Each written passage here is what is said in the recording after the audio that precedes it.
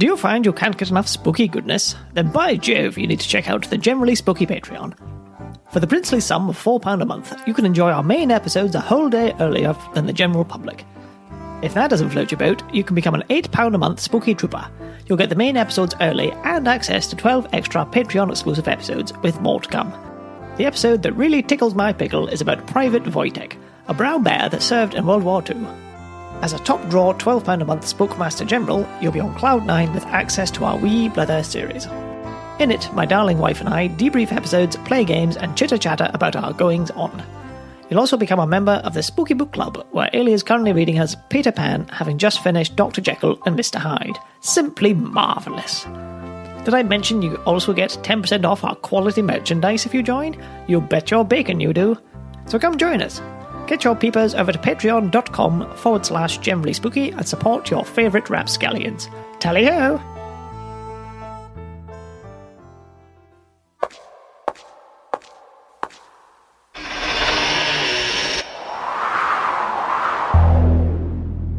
The Skylark Bell, an award-winning serial fiction podcast by Melissa Oliveri, now in its 3rd season. Follow Magpie and Lucas from small-town America to a remote Scottish island as they attempt to solve the mystery of the mythical Skylark Bell. This podcast is for lovers of ghost stories, time travel, Celtic lore, the unexplained, and the supernatural. Find the Skylark Bell on your preferred podcast platform and at theskylarkbell.com.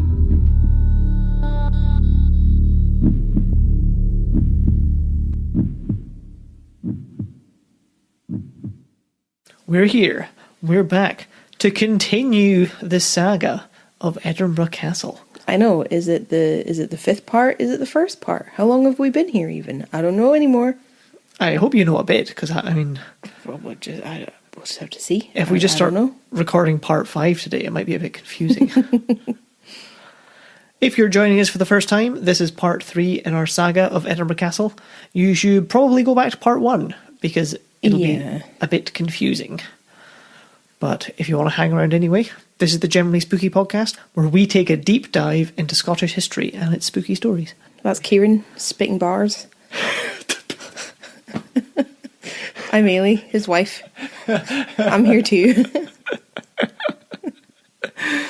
Yeah, I took the lead on that part, but that's all I shall be taking the lead on today, because Eilidh will be sharing today's tale.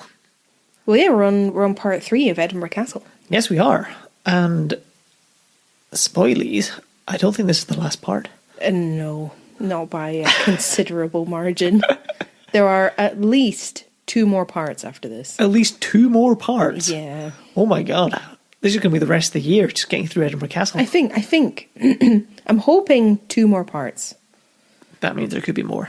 Which would effectively make this a mini-series to end the season. Yes. Which is bananas. And I don't know why you let me do this. Let you? I have no say. I can't start editing you. I don't have that power. Except when we're recording. What? I don't have the power to edit your script, but I can edit the recording. Oh, I see. Well, yeah, so we'll see how long this goes. I don't know what to tell you. You've given me free rein, and that was a mistake. So we did a poll on Instagram. Would people appreciate multiple parters? Yes. Okay, cool. We can split episodes into 2 parts if we need to.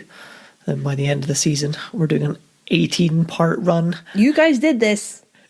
You did this. Eilidh Untethered. Mm-hmm. Well, let's roll some music and you can catch us up. Mm-hmm.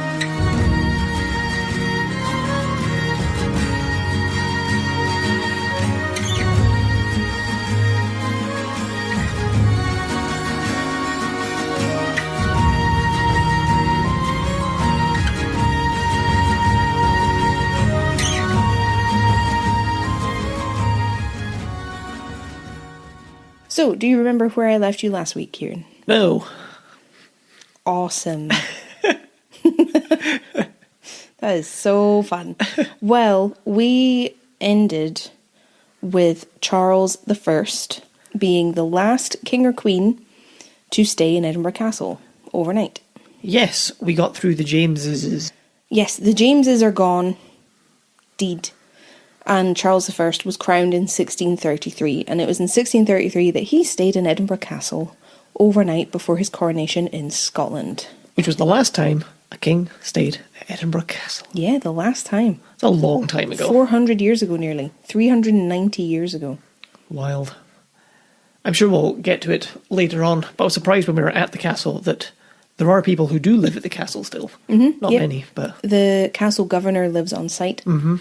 It's a largely ceremonial position, but it's a very prestigious position. Well, it gets you a cool house. And it's usually an army person who gets that title. An armyman. Yes. An action man, if you will. So yes, we ended things with the beginning of the reign of Charles I. Yeah. We've talked about Charles a lot. I would say, Kieran, you'll know a lot about him, but I would just be disappointing myself. I remember calling him Chazza, and you getting annoyed about it. Does that count? Not really. No. Because you would say that about anyone called Charles. It's not really Charles I specific. Well, what are you going to do? Basically, you can't talk about Charles without talking about the Covenanters. They are basically the hallmark of his reign, and into the reign of his son. You can't really talk about one without the other. Yes. Now, I actually have a little cheat sheet for the Covenanters now. I made one because I can never keep it straight. It's one of those things I've read so often, but I just can't. I can't have it succinct in my brain, and I don't know why. Well, I was just about to say, I still get a bit confused thinking about the Covenanters. Well, would you like to hear my cheat sheet? I would love that. Ooh. Even had it prepared. It's a handwritten note card. It is, because I keep it on my desk now. Within a few years, Charles' aspiration to reform the Scottish Church would lead to conflict. The turmoil grew from a document drawn up by Protestant dissenters, the National Covenant. Its signatories, known as Covenanters, called on the king to refrain from imposing Catholic-influenced church practices in Scotland. The outcome was armed rebellion, which ultimately drew England and Ireland into the Civil War of 1642 to 51 and smouldered on in Scotland for decades. That's my cheat sheet. That was perfect. Thank you so much. See how helpful that is? That's why I have it and why I want to handwrite it and have it on my desk. Yeah, absolutely. I wonder if, like, the history of that is partly why in the American Constitution they have a right to free practice of religion. Well, it's why a lot of people went to America in the first place. Yeah, because people first started, British people first started emigrating there in the 1600s, I think, didn't they? It was about then, yes. It was during the reign of James VI. I believe people were venturing into the New World, and a lot of them were or had faced persecution for their religion, which is part of the reason some of them left. So I'd imagine that's where it comes from. Yeah, one of the reasons. I'm sure there's many. Greed. For putting the right to free religion. Oh no, people go into the New World. Oh, yes. Was it? I don't think it's greedy to let people practice what religion. Oh no, they just want. people going to America. Yeah. Greedy bastards. In 1639, as part of this conflict between King Charles and the Covenanters, Covenanter forces managed to take Edinburgh Castle from the royalists who had held it. Oh, that's pretty baller, isn't it? Because although King Charles wasn't there, it was technically his and was held on behalf of the crown. Yeah, it's very symbolic. Yeah, but you remember we talked a bit about it last time that Edinburgh Castle had gone from this prestigious cultural royal residence to a military hub. So it's still a very important building and has a lot of symbolic importance, but its nature has changed somewhat. Yeah. And to a point, it's even better to take it over since it's a military hub. Well, yes, it serves their purpose, and they don't want their enemy to have it. Yep. Would you like to guess how the Covenanters managed it? Because we have had several instances of this now across the episodes. We've had it all. Yep. Would you like to guess how they took the castle? Well, I think I'm going to use my same guess as last time, that they dressed up as the guards, the royalists, to sneak inside and then raise some hell. Okay, I like it. Well, you're not completely wrong. They used trickery. Oh. So we've had people scaling the cliffs, we've had people bombarding the gate and blocking it with supplies. General Alexander Leslie was the man in charge of the Covenanter force. Now, he had an impressive military history already before all of this. He had been Field Marshal of the Swedish army at one point. Goddamn. And Field Marshal is the highest rank you can get in the army. He was a very good military leader. He went up to the castle, and I like to imagine he just walked up to the front gate. Yep. Completely nonchalant, no big deal, just managed to wander all the way up Castle Hill. And he asked to speak with the constable of the castle. Okay. Because he wanted to negotiate. So they've been at each other for a little while. And this seemed to be taken well because the constable agreed to talk to Leslie and negotiate terms with him. However, Leslie hadn't come to negotiate. Oh no. He had come to the castle to take it. Take it single-handedly, sort of. Well, his request to negotiate with the constable was a complete diversion, because this was done to give his men time to plant a bomb. Oh, that's a step up from the other ones. Yes, his man planted a bomb at the front gate of the castle. Oh no. While Leslie had attention diverted to him and what he was doing. And it exploded, and it blew the front gate off. Oh. Leaving the entrance to the castle completely exposed, and Leslie's forces rushed in and actually managed to take it from the royalists. Goddamn, that's the most, frontal assault we've had. They just blew it up. Oh, Helm's Deep style. Yeah, very like that, but arguably less, camouflage. Yeah. How long do you think all this took? For them to, from him going up to taking the castle? From him going up to them being victorious and having taken the whole castle. I want to say just, a few hours, or a day. Yeah? They just swept through. Do you want to give, a solid guess? I'm going to say 3 hours. 3 hours. It took them 30 minutes. God damn. 30 minutes, and there was not a single casualty. Whoa. No bloodshed. Fair play. Take you 30 minutes just to run up to the top. Yeah. In 30 minutes, Leslie had achieved the almost impossible in that he took Edinburgh Castle, and he did it with no bloodshed, which is very different to the Lang Siege, which we talked about last time. Absolutely. Ooh, fair play. Right? Bit deceitful, coming to negotiate peace as a guise for further war. That's a bit iffy. That, but I guess the justification could be that no one was killed. Well, that's just it. So he avoided more death and harm by doing things this way. So I get what you're saying, it's why there's terms in current warfare law that you can't pose as a journalist or... I don't think that's war. I think that's espionage. Spies in the CIA and things aren't allowed to pose as journalists or priests or nuns. Interesting. To protect priests and nuns and journalists. Does make sense. Now, as is typical with anything or anyone related to the Covenanters, Leslie eventually supported the king instead, so he switched. Classic. And because of this, he was rewarded by Charles I like nothing had happened. So Leslie had fought against him, but because he switched allegiance, eventually, he was rewarded and treated well by the king. Damn, you're good when your enemies are so happy to have you on board. They're just yeah, that's fine. That's fine. We've talked about it before, but Charles would eventually be put in quite an awkward situation because he had to concede a lot of power to the Covenanters. Yep. So he kind of has to toe the line a little bit. But yeah, he was greatly rewarded. Leslie was made a privy councillor and eventually became captain of Edinburgh Castle. Oh. Officially, not just because he stole it. That's cool. I mean, it'd be a good man to put in charge. If you're one of the only surviving people who've successfully taken it, I'd want him defending it. Well, yeah, he knows what he's doing. Yep. I like that. After this, Leslie continued being a very successful army man, but he later went on to fight against Charles I again after being his pal. Oh, no. But he took less part in the fighting and the war that happened after Charles I's execution. He didn't want any part in it anymore. He'd had enough. He'd done 3 rounds each way.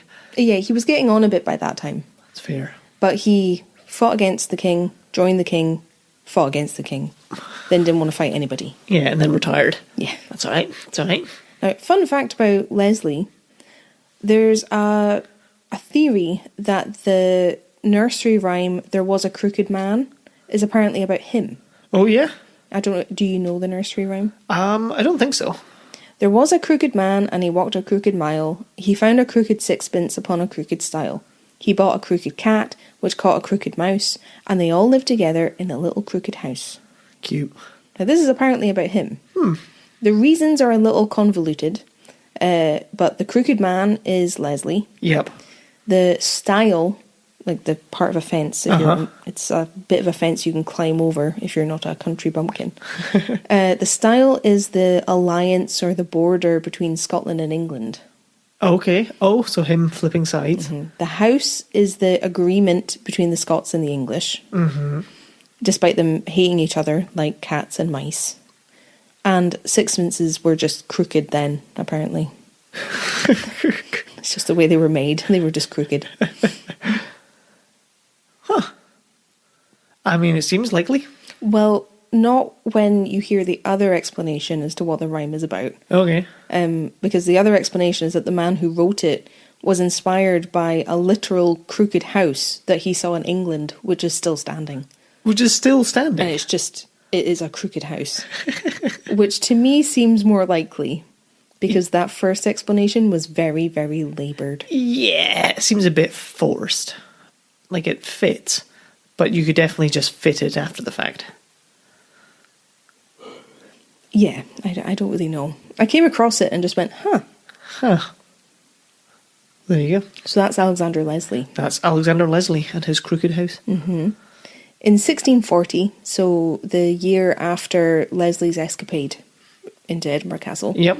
the Covenanters attacked Edinburgh Castle again, because it had switched in between that time. Lord Ettrick was the royalist in charge when the Covenanters started besieging Edinburgh Castle. That's a good name for like an army captain. Lord Ettrick. Ettrick. Because it's so like angular and pointy. A word. Nice. A word full of corners. Yes, it is. So we have another siege. Back again. We do have the most sieged castle in Britain. Yeah. In Britain. Covenanter forces were staying in a lot of the houses that belonged to civilians around the castle while they were trying to take it back from the royalists. And I think the people of Edinburgh weren't particularly on the Covenanters' side. They just didn't want to die. Ain't that always the way with your run-of-the-mill Joes during these things? Yeah, like I don't think they were that bothered about which side won. They just, if these people were turning up and saying they were billeted to this house now, they were staying here, you're like, well, okay then. I've got a gun and a big sword. I'm like, well, all right, I guess come on in. Cupboards are yours. Charles was pretty adamant that Edinburgh Castle couldn't fall to the Covenanters. He wanted his forces to fight until the end. He didn't want them to give up. Charles I? Yes. Yes. And his forces on the inside of the castles didn't really have much choice. They had to comply because that was the king's wish. Which is why the royalists started firing on Edinburgh itself. Oh, not again. Not again. Because they can't have the castle fall, so they have to do something to beat back the Covenanters. Yep. So that's what they decided to do. It's not good. No, it's not. It's not good. It's not a good look on anybody.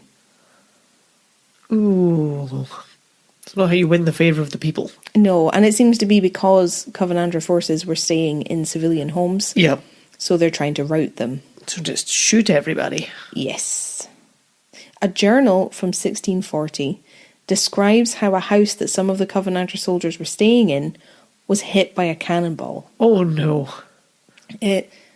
Impressive that there's this journal from the 1600s. Oh, absolutely. First of all, the cannonball tore through this building that they were staying in, through the room that all the soldiers were sitting in at that moment because they were waiting for their tea. So they were all sitting around this table, all crowded in this room. The cannonball flew straight through it, didn't hit any of them, but it did go through the wall that divided this room from the kitchen. Oh, no. Where the cook was still cooking. And I know what you're thinking, but the cannonball fired straight through her skirts, missing her legs, and came to a stop. Wow. That would be a sight to behold. Mm-hmm. Whew. Now, she was very shaken, but she was entirely unhurt. God damn. If it wasn't from a journal, you wouldn't believe it. Yeah. What are the odds? Mm-hmm. What are the odds at that? It missed everybody and it went through her skirt and didn't hit her. Now, the journal explains that then she was in too much of a state, so the soldiers had to make their own dinner. Oh. And they were really angry at the royalists because they had to make their own meal that night. Had to make their own dinner. Yeah. That's tragic. I much prefer the idea that she's just like, whew, that was close. And then just like brings out the pot of stew she was making anyway. No, this happened and she just went, fuck this. And she was out. That's a much more valid response. Oh yeah, and you're not taking any chances as well. My luck's run out. That's all of it. I have none left. Yep, I've used my lifetime supply of luck. Mm-hmm. I have taken out a massive withdrawal of my luck fund, and I'm gone. Do you know what would be even worse? If she got such a fright, she had a heart attack and died. Oh God, what way to go! How tragic would that be? Almost hit with a cannonball. Yep. Died by cannon fright. It took 3 months for the Covenanters to finally take Edinburgh Castle back from the Royalists over the siege. One failed attempt had them trying to take the spur, which was what Morton and the English had done years before. So this is kind of on the outside of the castle. Oh, yep. But it didn't work this time. They couldn't do it. Couldn't work twice. Well, the Royalists were ready for them. They could see what they were trying to do and shot most of the Covenanters down. Yeah. I mean, that's fair. You would, if you were defending the castle, you would assumedly look into how it got captured in the past. That, and it was very well defended at this time. It was a very well-trained force on the inside, which always helps. Always. So is this the attack that Leslie is leading? No, this was after. Oh, okay. Leslie did all of that in 1639. Oh, this is 10 years later. Yes, I'm with you. 1 year later. 1 year later. This Okay. is 1640. I'm with you. So Leslie took it. In 1639. But then changed forces. So it went back to the Royalists. Well, no. Hold on. No. You're making things up. Well, I'm happy to be corrected. No, it's because during this time everything was quite back and forth. So they're always fighting with each other. I don't think Leslie switched sides immediately after taking the castle. I think it was later, over the course of the war, when Charles was more accepted, he switched. Okay. So the castle was going between Covenanter and Royalist forces during the war because they were going at each other. So he took it in 1639. At some point, the Royalists took it back. Yep. And now this is the Covenanters going after it again. I see, yeah. For some reason in my head, Leslie took it, and the Royalists were just like, sweet, let's leave Edinburgh then. But why would they have done that? No, they took it back. I am up to date. Charles II was made King of Scotland in 1649. Uh-huh. But he came up against Cromwell soon after. That's tough. So Cromwell was basically a disaster for Charles I. Cromwell was the reason that Charles I was executed. Yep. So Charles II was made king in Scotland. Hold on. I'm trying to explain without getting too in the weeds. Mm-hmm. So Cromwell had taken over over Britain after Charles I was executed. Yes. And he created the protectorate of the kingdom. It was more of a republic rather than a monarchy. Yes. But he was in charge. Ain't that always the way? But when Charles I was executed, the people in Scotland were horrified at what happened and thought it was completely wrong. So they quickly accepted Charles II back as their king because they couldn't conceive of a king being executed. They were just so horrified by the whole thing. I'm with you. So Cromwell is in control down in England. Charles II wasn't king down there, but Scotland had invited Charles II back, so he was king in Scotland. Okay. But Cromwell wasn't very happy about that. He's famously anti-king. Yes, and it should be said at this time, he and his army had been committing atrocities in Ireland as well during 1649. Okay. He was making life very difficult for the Catholics over there, forcing them to leave their land and giving it to British Protestants instead. It's no good. So he's doing a lot, and he's trying to take over all of Britain. When Charles II became King of Scotland, Cromwell was so unhappy about it that he invaded. Oh, no. He was not having it. And Cromwell wanted Edinburgh Castle. Again, as you would. So there's a lot of background there, but you kind of need to know why he's doing what he's doing. Yeah, absolutely. The castle was being held by Colonel Walter Dundas, and he really had his work cut out for him, especially because Cromwell was headed for Edinburgh Castle after taking Dunbar in September 1650. Okay. So he's coming off the back of a victory. A little short on supplies, but he's doing quite well. And famously, he's good at what he does. Yes. So the castle's in trouble. Basically. So, what does Cromwell do? How does he get into Edinburgh Castle, Kieran? Okay. Ooh, Cromwell, he strikes me as a full frontal assault. Yeah. Yeah, just manpower at the front gates. I mean, he has the authority and the command. That's not unreasonable. Yep. I don't know much about Cromwell, but just that's how he strikes me. Fair. I think that's a good guess. It's not what he tried at first. Okay. Cromwell arrives at Edinburgh Castle, and knowing that it's such a difficult castle to take, rather than march on the gates and make a grand gesture, like you guessed, Cromwell and his men decided to try and go under it. Under the castle? They tried to mine their way through the rock and get into the castle that way. Ooh, that is bold. But I can see the merit in it. Well, you gotta give it a go. It's never been tried before. You definitely wouldn't see it coming. No. Because it seems silly, because it's basalt, like very difficult to do. Yes, knowing it's as old as it is, as you told us at the start of this epic. Back in the long, long ago. Yep. He's definitely not going to manage to mine through it without vast amounts of, dynamite. And I think someone would notice. Well, that was the problem with the plan. You've hit on it right there. It wasn't very stealthy. Their plan was spotted by the Scots inside the castle before they really managed to get anywhere. Yeah. And the Scots dropped what I saw described as a barrel bomb on them, which made the mine that they were digging collapse. Good work. So they couldn't use it to win the castle. This plan was a failure. Yep.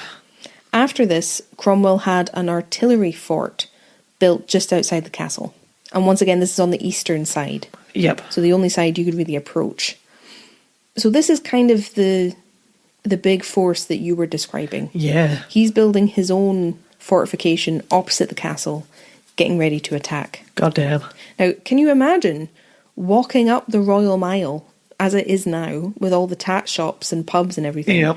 And then just seeing this massive battle fortress at the top of the Royal Mile, just looking at the castle. Oh, it would be a sight to see. Right?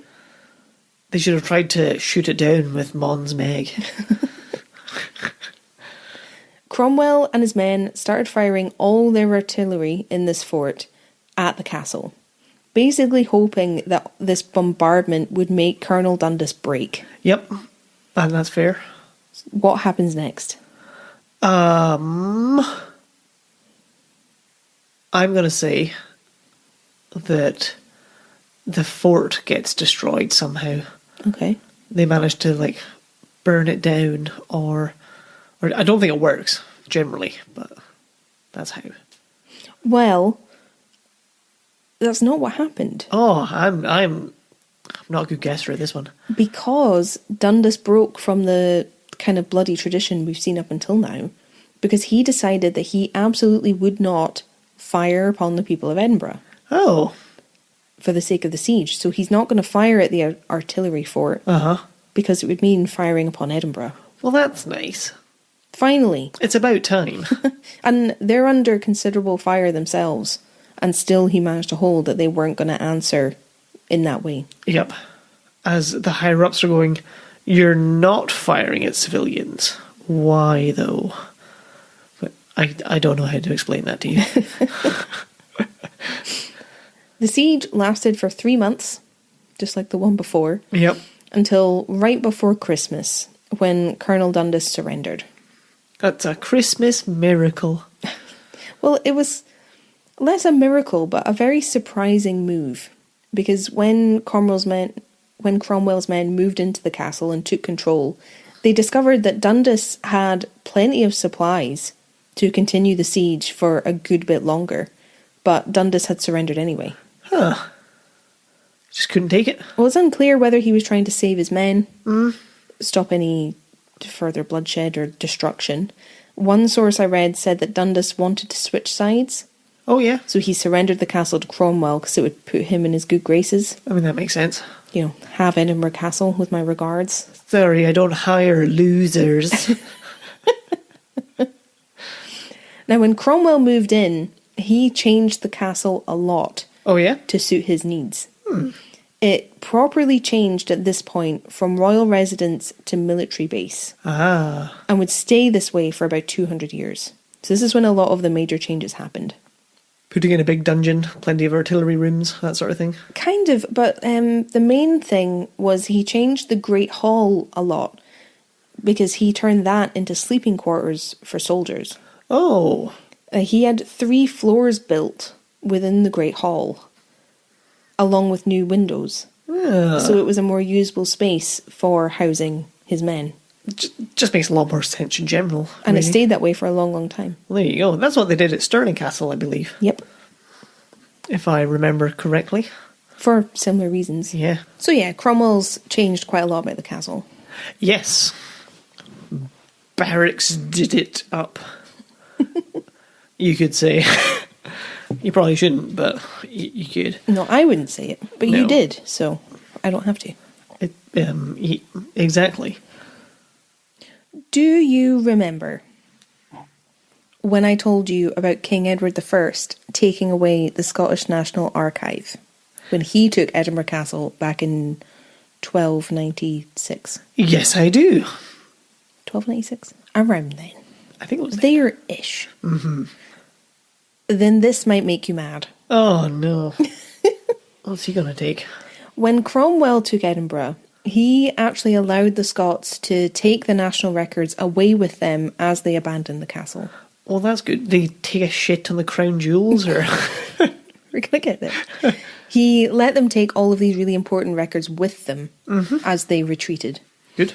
From what I read, there were about 1,600 volumes that they took with them. Because remember, this is the 1600s, so there isn't printer paper. Yep. It's all very heavy and very big. And there was a mixture of legal documents and state documents. And these were really important. Mm-hmm. The Scots leave Edinburgh Castle and they take these important records to Stirling Castle, which was still in the hands of the Scots. But Stirling Castle was captured by Cromwell's men in August 1651. Oh, he is making his way through. Mm-hmm. That's 6 months after Edinburgh Castle fell. Yep. So the national records are now in the hands of Cromwell's forces. Ooh. Is he going to let them take them again? He ordered for the national records to be taken down to the Tower of London. Because, quote, he was already planning his grand idea, the first union between Scotland and England under his Commonwealth, with him as Lord Protector from December 1653. Like Longshanks, who's King Edward I, he had no real interest in the history of Scotland. His interest was owning that history as a symbol of his power. Yes. Unquote. So that's exactly what we were talking about when we were talking about Edward. Mm-hmm. It's not because he wants to preserve these documents, but owning these documents is a statement in itself. Yeah, absolutely. And taking them to his seat of power. That, and whoever owns history owns the narrative. Yeah, that's true. So this is in 1651 that this happens. The records are taken down to the Tower of London. In 1658, Cromwell changed his mind on the legal records that were part of this collection. Yep. So there's legal records and state records. They're different. And this is kind of because there were cases going through the court system, legal cases, that had to be resolved in court. And these were the documents that set earlier precedents. So lawyers in Scotland needed these documents. Yes, that makes sense. To do their job, because they could consult these to decide if, they could do things in court in the present day. Yeah. With me? Yep. However, it wasn't until 1660, when Charles II was back on the throne and Oliver Cromwell was dead, that the state records were ordered to be returned. Okay. And Charles II ordered this. He ordered for them to be returned to Scotland. Well, Scotland did him a solid. Yes. So he owes them. They don't need to be in the Tower of London. No. The documents were so heavy that they were split over 2 different ships. Ooh. So they could be taken back up north. Ooh. Oh, well, how else would you get them up, I suppose? Take a lot of horse and carts. Mm-hmm. If you weren't going by ship. Because if they're having to split them over 2 different ships because they're so heavy. Does one of these ships sink? Is that where we're going? Well, the ships were called the Eagle and the Elizabeth of Burntisland. Mm-hmm. The documents loaded onto the Elizabeth weighed about 2 tons. Goddamn. This is why they weren't transported by foot. And I read they were transported in 85 hogsheads. And a hogshead was a type of barrel. Okay. I had to check. A barrel of books. The captain of the Elizabeth, John Weems, didn't want to transport these documents at all. He didn't want them on a ship. What's it to him? We'll get to it. But the captain of the Eagle, the other ship, basically forced him to share the load because the Eagle couldn't take it all. Yes. John Weems' share of the documents included, quote, almost all the charters and records of King Robert the Bruce and his successor, King David II, and many other state documents from the 14th and 15th centuries. Okay. Unquote. The Elizabeth set sail, I think from London, but when it reached Northumbria, the weather turned. Oh no. And the ship got into trouble. Now apparently everyone, including Weems, the captain, who had objected to this in the beginning, everyone knew that this was a, quote, leaky ship, unquote. And that was part of the reason that he didn't want to take these documents. Oh, well, that's a good reason. This was a ship that had a reputation for not being in good condition. Yeah. It's not good. I don't know how this happened. I don't know why anyone would set foot on a ship that has a reputation for being a leaky ship. Yeah. As if that's just fine and normal. I don't understand. Ships be leaking. They shouldn't. No. That's not normal in my brain. No. The ship's mate, John Masterson, said, "By God's providence, the Witness and the company pumped their ship from Sunday at 8 o'clock in the morning to Tuesday at 3 o'clock in the morning, at which time they were forced to take boat, being 18 miles off land." Ooh, what does take boat mean? I think take boat means lifeboat. Oh no. From what I saw. That's not good. Because the Elizabeth of Burntisland sank. Oh, that's not good. You were right. That's not good at all. It sank along with all of the records stored aboard it. Lizzie let us down. Mm-hmm. Oh, were they ever recovered? Not that they could be, not that the books could be read, but... Well, no, because it's water. Yeah. I read that one historian has estimated that 99% of Scottish national records for many decades went to the bottom, and this loss is still being felt to this day. It's not good. Nothing survived. It's not good. No. Well, shit. Yep. Basically, I'm slightly less annoyed about this than with Longshanks. Well, it's accidental. Yeah. They were being returned. Yes, and it's just very unfortunate. Slight negligence, but... I would say considerable negligence. Yeah. Because the attention is not being paid. If these were different documents, if these were English documents, I feel like this wouldn't have happened. They would have been put on a leaky ship. Mm-hmm. Oh. Now, you raised a good point when you asked if Cromwell just shat on the crown jewels. Yep. Because you might be listening to this and wondering, what about the Scottish crown jewels? What happened to them? And it's a good question. You'll be interested to hear that Cromwell never got his hands on the honours of Scotland. Oh. And this was an especially big deal because he had destroyed the English crown jewels when he took England. Yeah, that's a fair point, actually.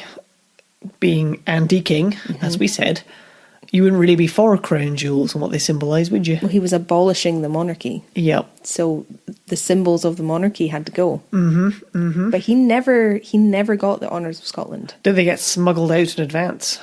I think it's better. Oh, yeah? The story's better, yeah. There was the crown, the sceptre and the sword, which we've talked about in the last episode. And the stone. Oh, my God. Well, they were smuggled out of Edinburgh Castle. So they were smuggled. They were smuggled out before Cromwell got there. Mm-hmm. And then they were buried so that Cromwell and his forces could never find them. That's bold. Because if you bury something, you might forget where it's buried. Well, they were buried under Dunnottar Castle for a while, which is about 20 miles outside Aberdeen. I'd be very surprised if you haven't seen Dunnottar Castle, because it's very striking and photographers love it. Okay. It's this ruin on these really stark cliffs. It's right on the water's edge. I've got a picture in my head. Mm-hmm. So they were buried under Dunnottar Castle. It wasn't a ruin then. Before it was a ruin. Yeah. And then they were buried under Kineff Church, which I think I'm saying right. It's Kineff. Mm-hmm. Which is 6.5 miles south of Dunnottar Castle. Why were they moved, do you know? They were moved because the castle was about to fall to Cromwell's men. Well, that's a good reason. They snuck them out. Uh-huh. But he is pro-church, I believe, Cromwell. Yes. So that's why you could hide them under a church. Yes. Now, there's a couple different versions of this heist that exist, taking it from the castle to the church. But it seems like women were the heroes of both stories. Oh, because hell yeah. it was women who smuggled the honours out of the castle onto the church. She got her hand on their crown jewels, all right. Mm-hmm. And everyone loved it. So the crown jewels literally became buried treasure. Wow. And we don't hear about that very often. No. They certainly don't look like they spent any time buried. I mean, I guess they were buried in like a chest or something. Well, they weren't just put into soil. Just put in loose. As they were. That's what I had in my head. No. So yeah, that's how we never got them. Well, fair play. And to be fair, burying 1,600 volumes of books, not as easy. No. So. Unless you split it among 1,600 people. Oh, that's true. Under 1,600 churches. But then how many are you going to find again if you do that? It's not great. Well, more than if they sunk. Yes. I said already that Charles II is fully back on the throne. And in 1661, he's establishing his authority and discouraging anyone messing with him further. Yeah. So the reason the records were sent from London that we were talking about is because Charles II is fully king. Yay. But it's not the same, is it? Because Cromwell had a lasting impact, didn't he? Did he? Well, in what way? In separating the king and the government. I want to say he severed them slightly so that the king was not as in charge as he was before Cromwell. Well, yeah, no one was keen on Charles II repeating Charles I's mistakes. Yep. Because Charles I had to fight his government. Yes. And that was how Cromwell came to power, because he better represented government. Yeah. So Charles II has a lot to sidestep, but he wasn't immune to this kind of poor decision making when it came to government. Nope. If that makes sense. Yeah. So Charles II is back on the throne, and he doesn't really want anyone else messing with him. So he's punishing the people who went up against him and his father. I mean, that's fair. They did kill his dad. Yeah. You know? So people who were on the side of the Covenanters and people who sided with Cromwell, he's now coming after, being like, what the fuck? Come on now. Yeah. It's a Cromwellian nightmare. This included the 8th Earl of Argyll. Okay. Who we've spoke about before. Yes, you got there. I saw the recognition in your eyes, just a moment too late. Wait a minute. It's okay. I'll edit out the like, where I got it wrong so I sound smart. Maybe. We talked about him in our Campbell's episode. He was a staunch Covenanter, which didn't make him Charles' best buddy. Nope. And he had been a real thorn in the side of James Graham, who is Marquess of Montrose, who coincidentally had been imprisoned in Edinburgh Castle for a time before he was executed. All comes back around to the castle. Right? Archibald Campbell, who was the 8th Earl, was held at the Tower of London because he's been punished by Charles. And he was also held at Edinburgh Castle, just like his enemy Montrose had been. And he was held there, just like Montrose, because he was about to be executed. Very good, very good. Very good. Is that right? Yeah. You sure? Yeah, it's very good. You're going to stick with that one? Very good. I think I said it in the Campbell's episode, but Archibald was beheaded by the Maiden in Edinburgh. Oh, yes. Which is the big guillotine.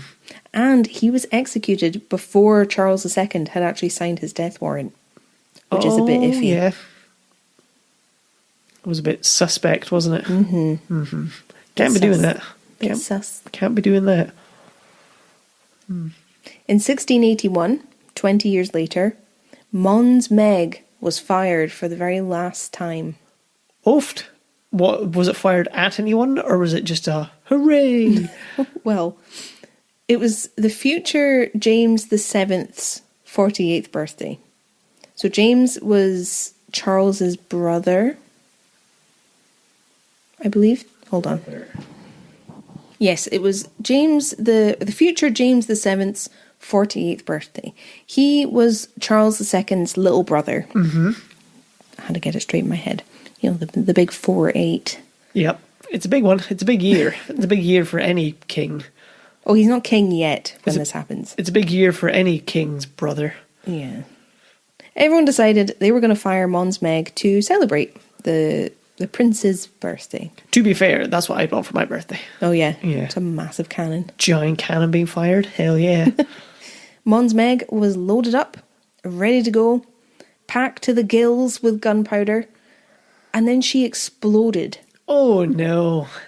The cannon itself, the barrel burst. Ooh. About halfway down.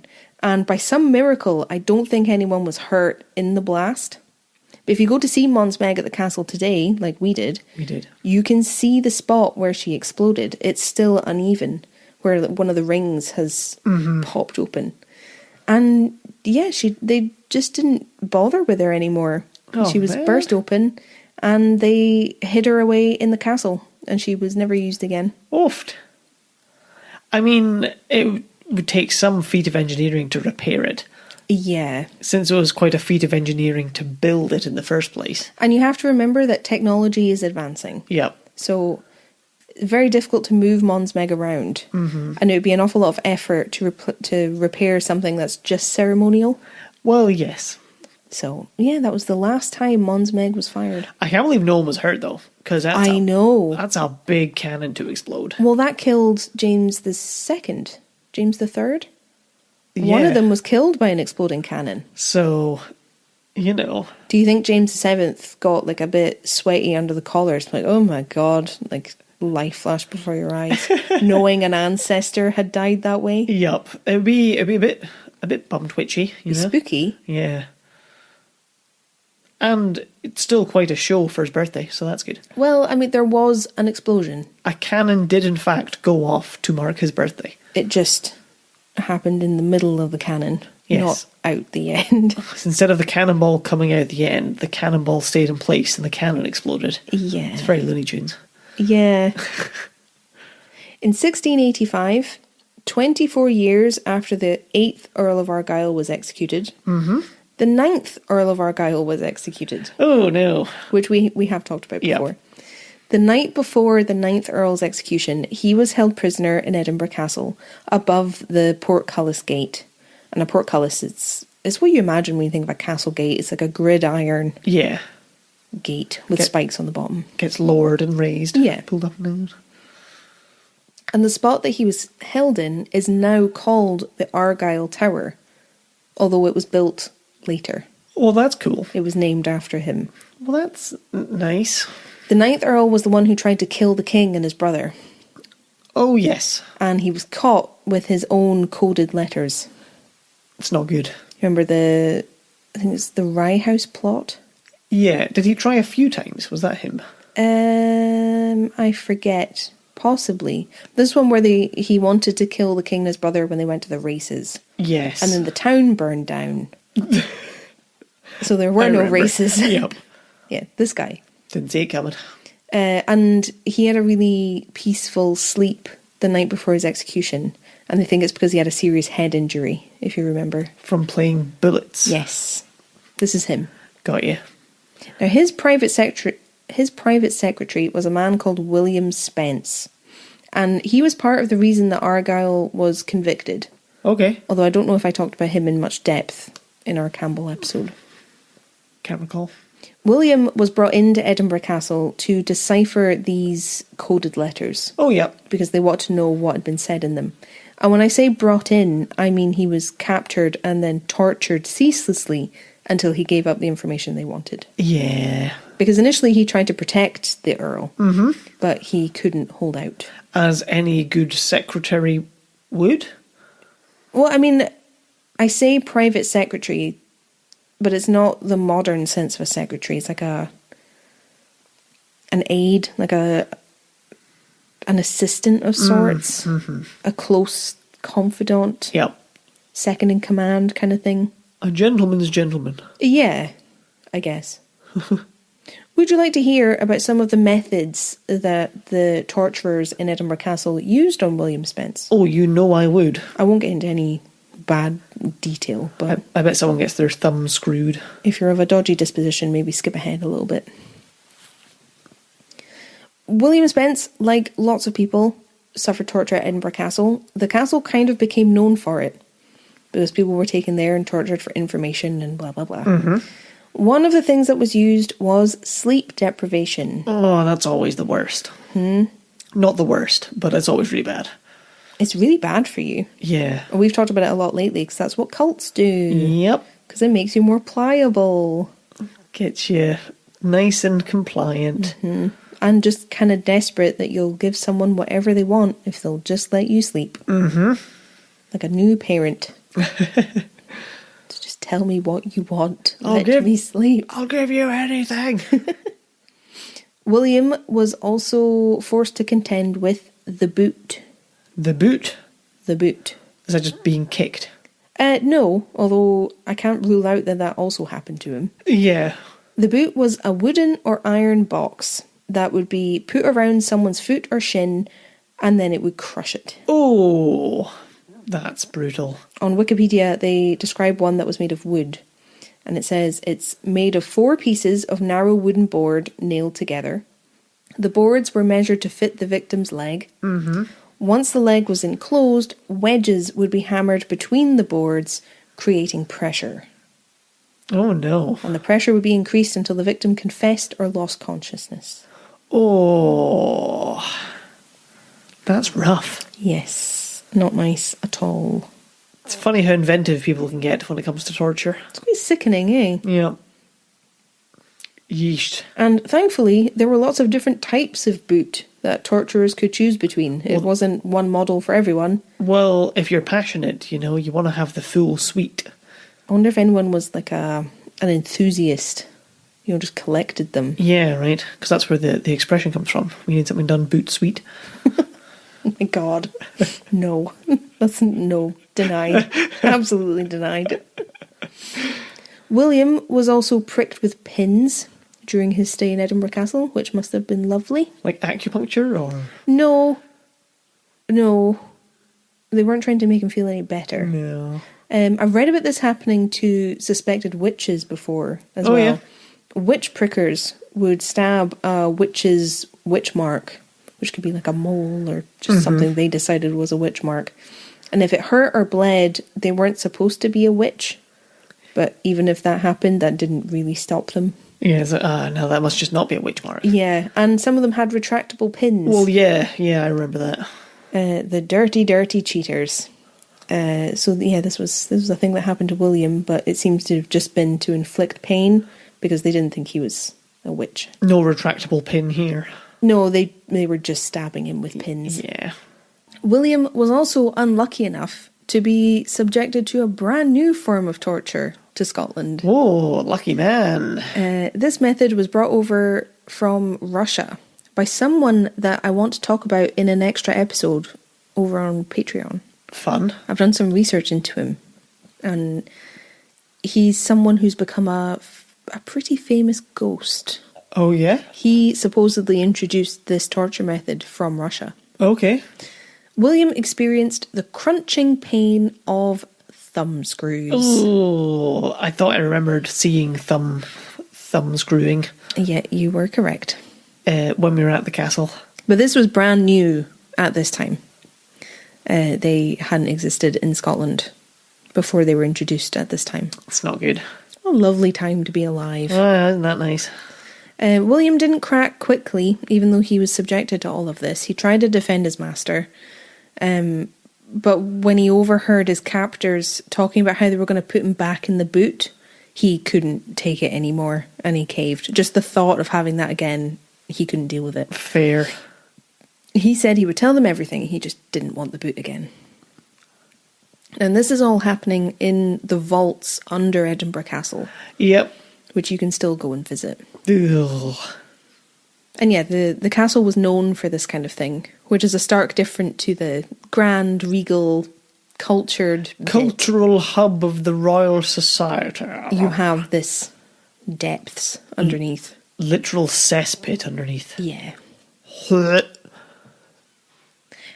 The castle had to lean further into being a military hub when 1689 came. Oh no, not 1689. Do you remember why 1689 was significant? It was because there was a siege. Yes, but I don't think... I think that was a guess. I just took a shot. Yeah. I played the odds. I could tell. Yeah, I don't think you know why there's a siege. You tell me why, and then I'll tell you if it's what I thought as well. No. Okay, then I just don't know. 1689 marked the outbreak of the first Jacobite rising. Yes. You did not know that. Of course, the first Jacobite rising. You did not know that. I did. No, you didn't. Right there. King William and Queen Mary had become monarchs of Scotland and England in 1688 during the Glorious Revolution. Woo! Their name, not mine. And James VII was booted off the throne. Not tortured, booted. No, just booted. Regular booted. But he still had supporters who became the Jacobites. Mm-hmm. As he fled to France and gave birth to his son, Charles. I mean, he didn't give birth. Well, that's true. And he had a son called James. Oh. Or... Yes, he did. He had a son called James who had a son known as Bonnie Prince Charlie. Well, see, that's not fair. I think... Oh, you're getting me confused. It doesn't matter. We're on Bill Maza. We have a weird energy this episode. James VII was a Catholic. Yes.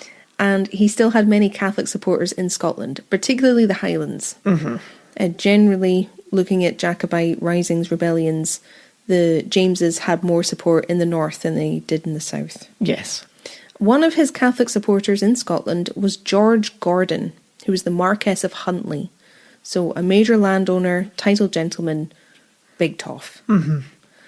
When James was still king, George had been given the prestigious title of Constable of Edinburgh Castle in 1685. Very nice. So George was still Constable of the castle when William and Mary came knocking and said, "This is our castle now."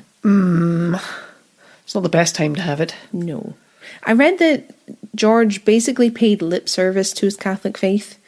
He wasn't a die-hard Catholic, but he saw that this was the religion of power when James was still on the throne. Oh, yeah. So he was definitely a Catholic from a Catholic family. Yes. Because it gained him favour. Mm-hmm. But he wasn't ride or die. Yep, I'm with you.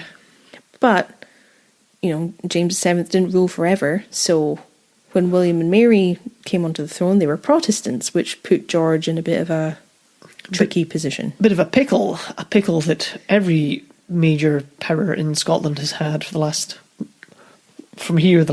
600 years. Just, you're always Protestant or Catholic and everyone seems to be the wrong one. There's always someone mad about it. Mm-hmm. Really, you should just mind your business. That'd be easier. So, when it came time for George, as Constable of the Castle, to give up his power and pledge allegiance to William and Mary, yep, he wouldn't do it. Okay. I wonder if he just flip-flop for power. No, George decided, eventually, to hold Edinburgh Castle on behalf of James VII, rather than give it up to William and Mary's forces. Okay.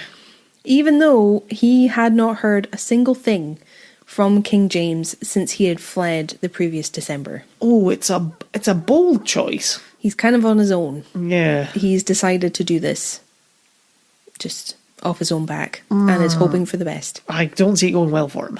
Well, we have another siege. Oh. It's like siege you later, am I right? That was hilariously funny. Thank you. I read that George's commitment to the siege, quote, vacillated, unquote, a fair bit. That's a good word. He was kind of back and forth and couldn't really decide how he felt. Mm-hmm. And, it makes sense when his faith wasn't completely genuine. He just wanted to do what he felt was best. Yeah. For him. And then he's quickly realising he chose poorly. Kinda, yeah. I found a great document in my research that details all the sieges that happened at Edinburgh Castle. It was created by Historic Scotland. And here's what they say about the start of the siege. Mm-hmm. The castle had a garrison of up to 200 officers and men, divided into 3 squadrons. There were, besides, wives and children, and also a few prisoners. Many of the garrison, however, were unhappy at the prospect of defending the castle for the exiled King James against King William, and the Duke of Gordon took the pragmatic step of allowing all that would not support him unreservedly to leave. That's a good call. 7 officers and 41 men did so. That left him at the start of the siege proper with only 6 officers, about 120 sentinels, which means privates, and crucially, no cannoneers, surgeon, or other specialists. It's not great. To a limited extent, the deficiency in men was made good by the arrival in the castle of several volunteers. Particularly welcome amongst them was Robert Dunbar, a ship captain who was an expert on artillery. Oh, well, that's something at least. Yeah, so a smart move, I think. Saying, yeah, if you don't support this, you need to leave. Well, because it stops a mutiny, doesn't it? Yes, or like people turning and then fighting against him, double agent style. Yeah. On the inside. So I think it's quite wise. So it diminished his forces, but meant that the people who were there actually wanted to be there. Absolutely. I don't know if you can have a mutiny not on a boat. I think so. I think you can. Probably, yeah. In March 1689, so James fled in December. Siege has started by March. Yep. John Graham, who was the first Viscount Dundee, apparently scaled Castle Rock. Oofed. He's going for it. Because he wanted to try and convince George not to give up and to hold out the castle for King James. God damn. That's bold. Mm-hmm. So he sort of snuck away. He scaled the rock. They had this now infamous conference at like one of the secret or like side doors to the castle. Holy shit. And he tried to bolster George, like, don't surrender. just keep going. You got this. You got this. Mm-hmm. Damn, that'd be like a messenger from above, wouldn't it? Mental. Crazy. Absolutely mental. Badass. The siege officially started in March of 1689, I think after this meeting with the Viscount of Dundee. Mm-hmm. And by May or June, the castle was still under siege. Okay. So it's lasting several months, like all the sieges that have come before, really. Yep. It doesn't seem to have been as violent a siege as the ones that we've talked about before. William's supporters didn't knock down whole buildings this time. Good. William's supporters didn't knock down whole buildings like during the Lang siege, but the castle was fired on and many of the roofs of the separate buildings collapsed and were destroyed. Yep. But it wasn't as bad as it suffered before. Mm-hmm. George, on the inside of the castle, refused to fire any cannons or guns on Edinburgh itself. Good. At least into areas that lots of people would have been injured. That's still better than most. Yeah, I think he did fire into open areas and gardens, but he wasn't firing into crowded homes and residential streets this time. Yes. But I did read there were some civilian casualties. There always are, unfortunately. Unfortunately, yes. If you're shooting into a town, you're probably going to hit someone. Yeah. But it seems like he was at least trying. He was doing his best to minimise it. Yeah, instead of ones we've had before who just fired into homes. Exactly. You know? Piled cannons up skirts, that kind of thing. Yeah. By the time June came around, George's forces were in a pretty terrible state. Yeah. Inside the castle. Even though he had let his opponents inside the castle leave at the very beginning, he still suffered a lot of men deserting the cause. So his forces are diminishing all of the time because they're leaving. And they were all joining the Protestant force outside the castle. Well, yeah. Which is making his battle harder. Especially because they know the castle. Yep. And they know what George has been up to. They know what the plans are. Not great. It's tough.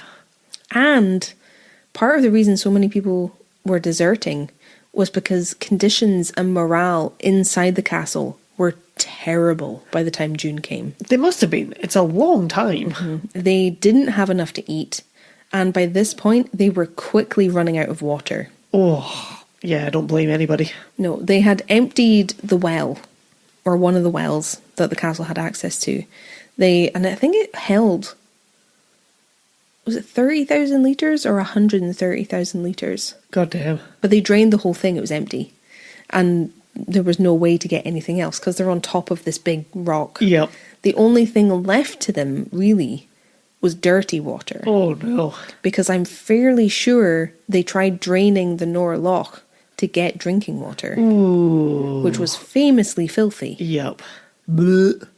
So on top of all the desertion, men were now dropping like flies from illness because they were drinking dirty water. They would. You would. Mm-hmm. That's grim.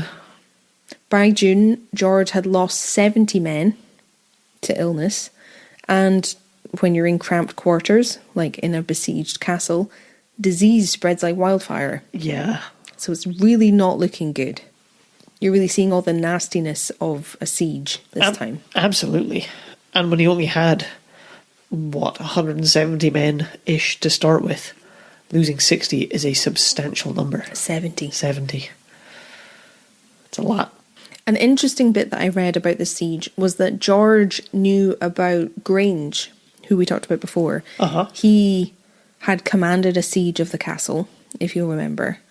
But Grange did this thing where he offered to negotiate. Odin's barking. What's interesting is that during the time George was in charge of the castle during the siege, he was very aware of how Grange had been when he was in command of the castle during the Lang siege. Okay. Which by this point was like 100 years earlier. Yeah. He knew about what had happened, and he knew about Grange's negotiation with the king's men. Oh, yep. And how badly that had gone with the men inside the castle. Yeah, because he said, they were like, if you give yourself up, we'll let everyone go. And he went, no. Yeah, because he knew that he would die regardless. Yeah. I find it interesting that George knew about that and he was factoring that into his decisions. He was being quite careful not to let himself end up in the same situation.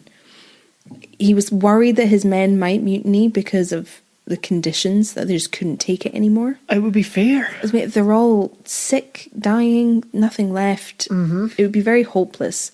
So he had made backup plans to escape the castle completely before they turned on him.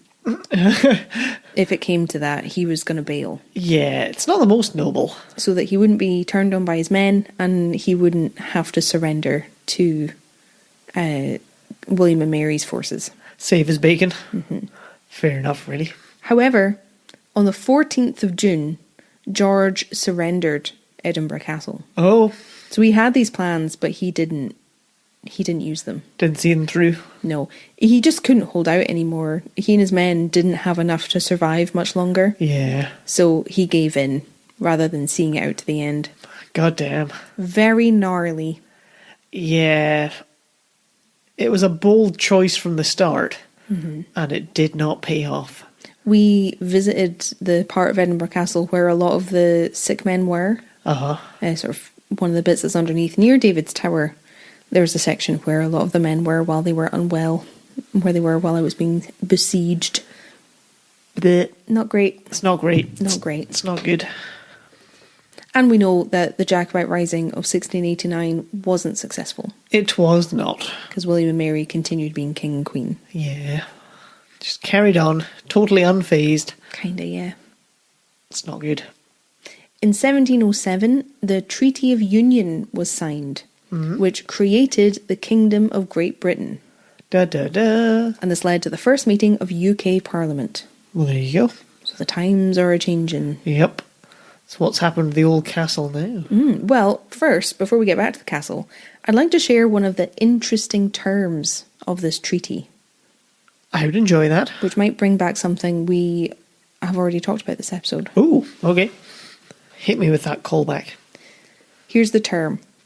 That the crown, sceptre and sword of state continue to be kept as they are within that part of the United Kingdom now called Scotland, and that they shall so remain in all times coming, notwithstanding the Union. Oh, that's cool, isn't it? So the term is that the honours of Scotland need to remain in Scotland. I like it. But last we spoke about them, they were buried in the ground at Kniff Church. Yes. Have they been uncovered? Well, when Charles II was crowned king, that was when the honours were returned to Edinburgh Castle. They were dug up from Kniff Church. The Cromwell's forces weren't going to get them anymore. So they were dug up because they were part of the coronation. Yeah. And they were returned to Edinburgh Castle except for the sword belt. So the scabbard. Which wouldn't be rediscovered until 1790. Wow. Because it had been built into one of the garden walls of Dunnottar Castle. And nobody knew. That's an odd part to keep separate. Because it would almost make more sense if they built just the crown into the wall, as opposed to the scabbard belt. But it was lost for years. Huh. And they rediscovered it in a wall. I bet somebody got in trouble. Maybe, but I guess it's safe. The means justify the ends. Yeah. I'm not sure. But the keepers of the honours of Scotland kept the secret of where they were for about 10 years. Wow. They never told anyone and they kept them safe. That's amazing. Incredible, eh? Yeah. So when the Treaty of Union happened, the future of the honours was set in stone. The crown jewels were locked in the crown room in Edinburgh Castle to keep them safe and to maintain the terms of the treaty. Yep. And I'm fairly certain it's the crown room they're kept in today. It would make sense. In the castle. When you go to see them at Edinburgh, they're in the crown room. So this is the same place, but it would have looked a bit different. Yes. There was no big metal vault door. No glass case and a velvet rope. No, none of that. Back in 1707, the honours were locked in a secure chest so that no one could go against the treaty and steal them away. Yep. And they were kept in this chest in the crown room and just kind of left and kept safe. Well, there you go. Not displayed, not Nope, none of that. Nothing. just put in Too there. risky. I guess so, because there wouldn't have been the same, like, tourist draw. No. You wouldn't travel to go and see them unless you were going to steal them. Well, you wouldn't be allowed in the castle as a tourist. Well, that's true, eh? It's a military base. Yeah. You're not getting in there. It's funny. So yeah, they're locked away in a chest, completely hidden from view. Do you think the people in the castle sometimes tried them on? I mean, you'd have to, wouldn't you? But then, I suppose it depends how you feel about the monarchy, because if you believe that they're genuinely chosen by God, you're not going to want to piss God off, are you? Well, that's true. And assumedly, you'd be busy most of the time, training and whatnot. You'd hope so. Otherwise, what are you doing? What are you doing? Trying on crown jewels. We're getting into the time now where prisoners of war were being kept at Edinburgh Castle. Ah, yes. We're getting towards that era. Kept down in the vaults. Not very nice. We visited the vaults. Yep. They're unpleasant today, but the living conditions back then were far, far worse. So many people in such a small space. You were quite surprised by that when we went. Yeah. Packed in like sardines. Mm-hmm. Like shoulder-to-shoulder hammocks above shoulder-to-shoulder beds. Not good. No. If you go to visit, you can see wooden doors from the time that are covered in historical graffiti. They're in like sealed glass cases, but you can see what prisoners of the time were carving into them. It's really cool. Some of them have carvings of like ships, pictures of ships. They're really, really impressive. And there's a pretty varied collection of things that prisoners made during their time there, which they used to sell. Things like little models of ships or little jewellery or trinket boxes. And they used to sell these at the gates of the courtyard they were allowed out into to exercise so that they could make a little bit of money. Some of these were exquisite as well. Like proper fine craftsmanship. It's quite incredible given that they didn't really have a lot. No. They didn't have a lot of tools. They couldn't exactly buy materials. No. Well, unless they built some and got a little bit of money, I guess. Well, they used materials that they already had access to. So some of these little things that are on display are made of walrus ivory, old soup bones, and bits of wood and bed straw from their living quarters. That makes sense, doesn't it? That's what they were using. It's crazy. Along with all the things these prisoners used to make to sell, this exhibit that you can go in and have a look at also shows things that were used by prisoners to forge banknotes. Which I think is really funny. Yep. It's what happens when you group a bunch of criminal minds together, isn't it? I love that they were able to do that. You can see like little wax seals they would use to stamp the fake banknotes. Apparently they were incredibly easy to forge. They were super easy to replicate. That's what they were doing while they were in prison. It's wild. Absolutely wild. That nobody noticed. But when there was that many people per room, why it was would very you notice? cramped. I feel like that gives you far more opportunity to hide stuff. Yeah. But yeah, they're just making their own money while they're in prison. What do they spend it on? Contraband, maybe? Oh, yeah. Or I guess if you could get the right person to supply you with stuff from the outside, you might be able to escape. That's true. Bribes. Yeah, you know, that kind of thing. That kind of makes sense, actually. By 1715, we are under siege again. Already? Yes. I'm really curious how late we're going to go. I haven't been keeping count of how many sieges we've had. I have lost count by this point. Yeah. Lots. Can you think of any reason that Edinburgh Castle would be under siege in 1715? In 1715. The Jacobites again? Yes, Yeah. yes. There was another Jacobite rising in 1715. There we go. I got it that time. Good job. Fool me once. This is partly because Queen Anne died in 1714, and her cousin's son was made king because he was her closest Protestant relative. Okay, yes. And he was King George I. Yep. So I think James Stewart, who was the would-be King James VIII, chose this time of change and flux to make his claim on the throne. Yeah, yeah. So we had James VII, he's the one who was booted. James VIII is who we have now, who was the old pretender. Yeah. And his son was Bonnie Prince Charlie. The young pretender. Yes. I'm with you. I mean, it's a good time to try. Well, yeah, because things are moving and some people might not be happy about this tenuous link to the throne. This is where the Hanoverian line comes in. Okay. George was, I think, like a prince, something, whatever, of Hanover. Mm-hmm. So, some people weren't happy about that. It was bold. It was a bold move, but as good a time as any. It's much easier to come in when there's turmoil than just if it's, solid and everyone's happy. Well, a well-established, well-known figure, being Yeah. far harder to topple them. Got to strike them while they're weak. Needless to say, the siege didn't go well, Yes. because this is a Jacobite rising and none of them went particularly well. They're not great. Time and time again. No. Edinburgh Castle was held on behalf of King George, who I was just talking about, and it was now the military hub that I've already described. Apparently, there were enough weapons and ammunition to arm 10,000 men That's a lot. in Edinburgh Castle at the time. So there's not 10,000 men in the castle, but you can arm them all. Oh my god. Ooh. What for? Did nobody stop the, blacksmith from building stuff? Well, you say what for, but the castle's under siege. I That's guess, what it's for. Well, just when last time it was under siege, there was 120 people, 170 people defending it. So to be armed for 10,000 seems like a lot. It is a lot. Absolutely. Yeah. So the Jacobites have their work cut out for them. Yes. If this is what King George's men are sitting on inside the castle. Unless they can blow it up. By this time, the Jacobites had a lot more success and more victory further north. Oh yeah. Like I said earlier, generally they did better in the north. But they didn't. This success didn't last as they got further south. They couldn't keep it going.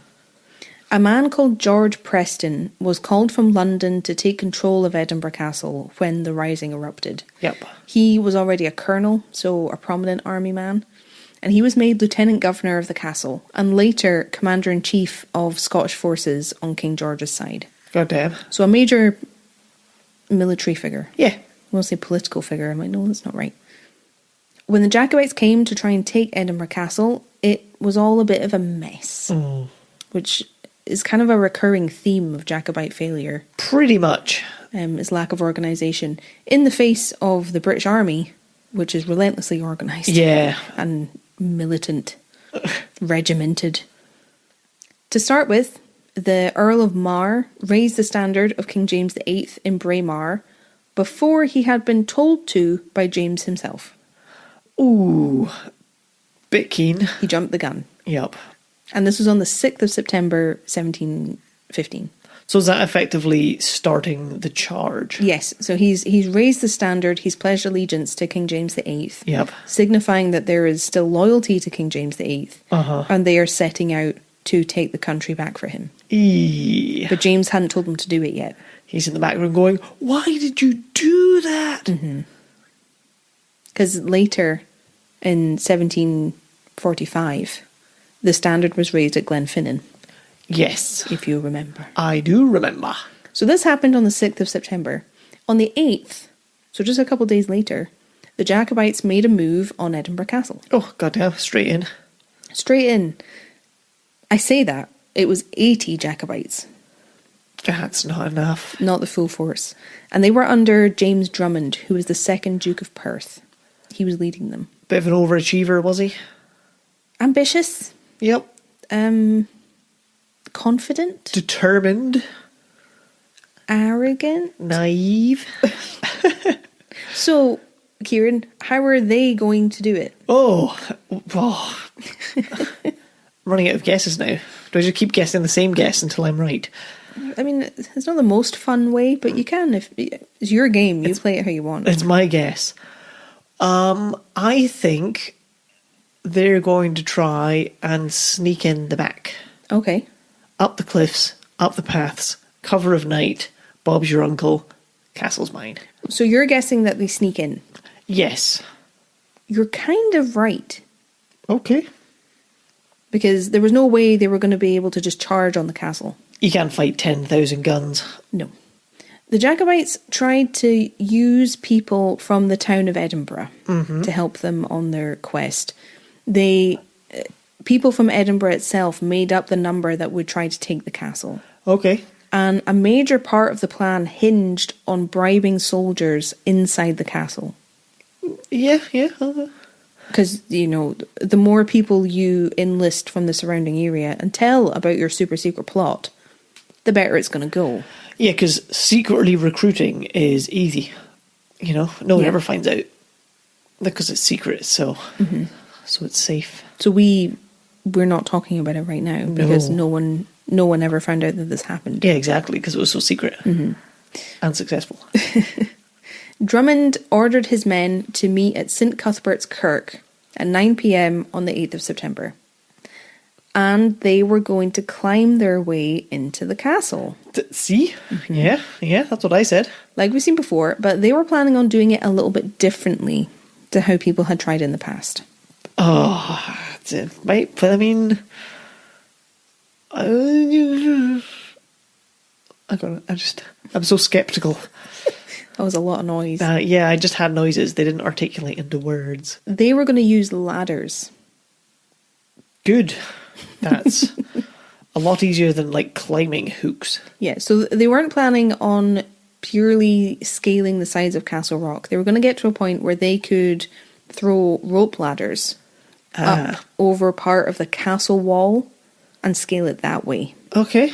That's how they were going to do it. Yeah, so then if you bribe the guards, you could do it secretly. Well, but they needed soldiers on the inside to catch the rope ladder and make sure that they were attached safely. I did just wonder what kind of grappling hook they had on the top of this, but that makes more sense. That's why they needed someone on the inside. Got you. And I think they were trying to scale a part that was fairly close to the front gate, so it was an easier climb. Yes. But I could be wrong on that one.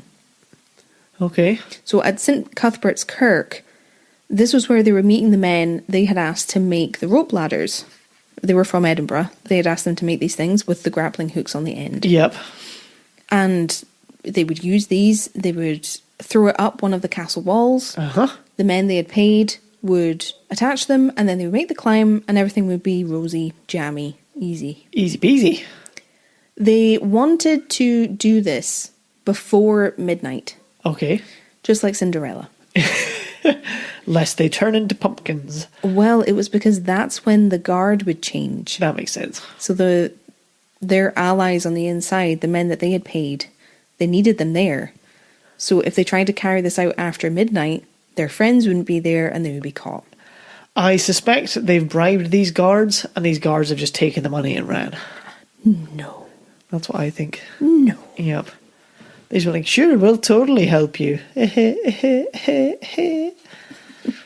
That's how they would laugh.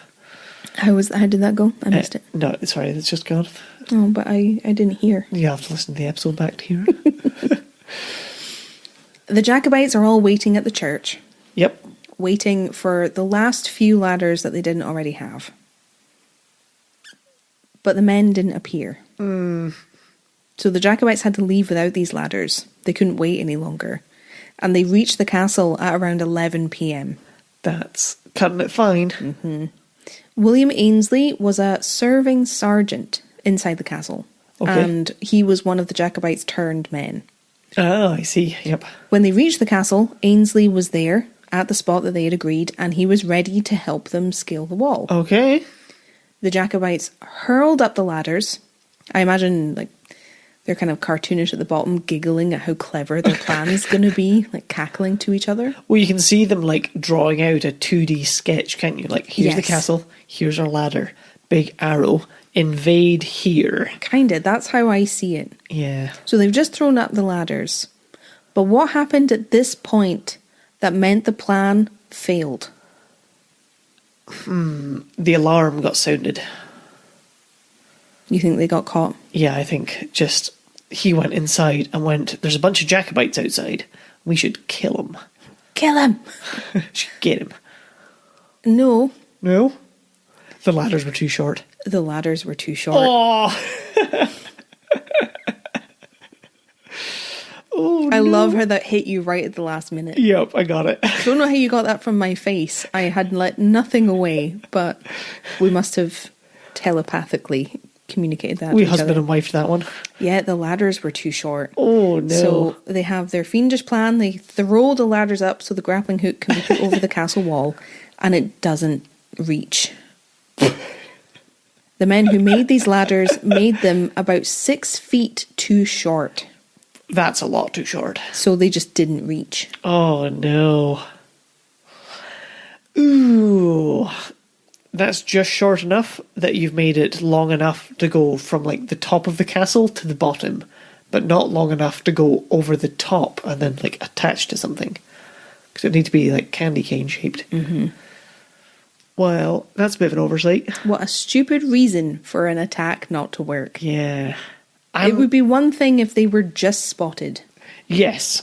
If they were spotted, if the man on the inside turned. That, or like someone had spotted Ainsley acting a bit weird and had followed him. You know, something like that. Yes. But the ladders were too short?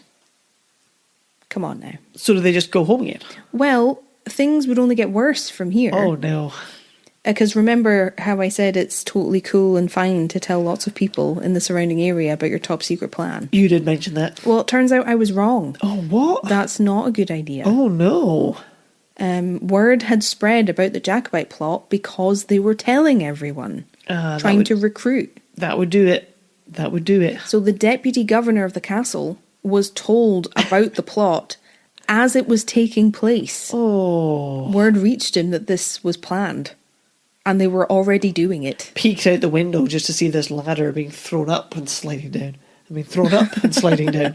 I mean, thrown up and sliding down. Well, see, the deputy governor made a pretty bad call because he found out about this and he didn't ask anyone to do anything. He just doubled the guard and then he went to bed. Huh. So he basically did nothing and then he was fired after it was discovered that he had done that and an attack was happening because he didn't know that it had failed. No.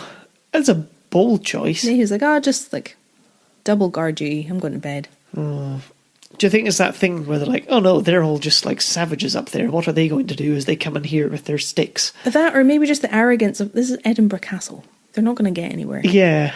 You know? But yeah, he got the sack. The Provost of Edinburgh had also heard about the plot. Uh-huh. That's how quickly word had spread. And he had the city guard doubled. So this is separate to the castle guard. That's a lot of guards. It was the city guard that caught the Jacobites in the act of failing to take the castle.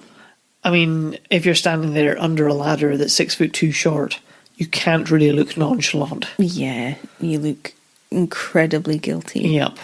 But when the Jacobites were spotted, they didn't attack the guards. They, quote, offered no resistance, dropping their weapons and fleeing, unquote. Fair enough. So they're out. They're gone. Audi 5000. Yep. See you later, guys. 4 of the Jacobites were captured in this attempt. And William Ainsley was also caught red-handed helping them on the inside of the castle. Because there was, what's the word? Commotion. Yes. So people in the castle were coming to look and saw Ainsley was helping them trying to take the castle. Holding one half of a mini ladder. Yeah, or I don't even know if he could like reach. I don't know. Because they must have been able to throw them up, but then when it was hanging down, yeah, they're just kind of screwed. Lower it down. I have lowered it down. No, lower it down further. What do you mean? And this is all happening over not very long a time. Well, remember. that's true, eh? They quickly realised this wasn't going to work, and then they were quickly discovered. But Ainsley was hung on a gallows over the castle wall. Oofed. As a warning. Wow. For treason. Well, yeah, I suppose it's treason, isn't it? Mm-hmm. God damn. And I read that other traitors who were on the government side, on the inside of the castle, but weren't caught, their involvement was discovered, but they hadn't done what Ainsley had done. Yes. They were flogged. Ooh. At least they weren't hung, I guess. Oh, yeah. There is that. Nasty, though. So pretty embarrassing all in. That's possibly our worst siege against the castle. Yeah, it didn't go well. No. It's not great. A failed siege. Yeah, I don't know if you can count it as a siege. Yeah, it's on the record that Historic Scotland made. They've described it as a siege. I guess because the castle is under attack. Yeah. But it's like they threw a feather against it. It's a very... They're playing fast and loose with the term siege, I think. Because that's just like throwing stones. Yeah. At the big stone wall. It's not going to do very much. No. Because if that were to happen at a different castle, you wouldn't say the castle was sieged. Well, maybe it's a technical term just for the castle being under attack by invaders. Maybe it's not turtling in. Maybe it's the act of the castle being attacked. If that makes sense. Maybe we should make a new classification, and that should be a siegelet. A siegelet. Yes. A mini siege. Yeah, or like a siegeling. A siege. I prefer siegeling. Because it wasn't a fully blown siege, it was more just like a siegeling. So yeah, that was the 1715 siegeling. Well, there you go. That's hilariously bad. Why is everything with the Jacobites just so close and yet so far? Disorganised. I think because they're always on the back foot. I think that's part of the problem. And like, it's always good ideas, and the execution is just never quite there. Well, it was 6 feet too far away. Yep. They were 6 feet away from victory. Because it would have worked if they got inside the castle. Because it's never not worked once you're in the castle. Well, it shows the element of surprise will get you considerably far. Yep. But paying for quality rope will get you further. Even just craftsmanship. Yeah. They paid for the rope, they just didn't pay for enough of it. Maybe they're Highlanders, just cheaped out on it. Maybe. I'm not paying that. For rope? Nah, I can jump that high. I can totally jump that high. I could totally jump that high, you guys. Just get me a vaulting pole. Now, you'll remember I said this is the era of the castle where prisoners of war and various other prisoners are being held at Edinburgh Castle. Yes. Yes. A few years after this siegeling, in 1720, Edinburgh Castle became the prison of several pirates. Ooh, nice. Who had been captured just off the coast of Scotland. Oh, that's fun. And I'm going to tell you about them next time. Oh, so many parts. I know, I didn't expect these episodes to be so long. It just keeps on going. But yes, next time I'm going to tell you about the pirates who were captured and held at Edinburgh Castle. Well, just like 10-year-old Kieran was delighted to hear about mummies, he will also be delighted to hear about pirates. So I look forward to that. I hope you enjoyed part 3. Thank you for being here, of course. Of our epic tale. More to come. Where are we now? 1715? 1720. 1720. Is where I'm going to leave you. So we got a bit to go yet. We're going to get there, though. We're going to get there. We are pushing ahead. We are getting there. Steaming ahead like a pirate. Don't think that's quite right. No. Workshop it for next time. And you can open with your new version. Oh, I'll try and remember. Because the big problem is that pirates didn't have steamships. Oh, that's true, eh? Yeah, I'll have a think about that. You stay tuned. That's what you're really coming back for next week, isn't it? You at home. That's what you're here for. We're going to head over to Patreon for our wee blether. We're going to break down the episode. If you're interested, join us over there. Patreon.com/generallyspooky. If you're over there, you get the main episodes a whole day early. Yeah. So well worth it.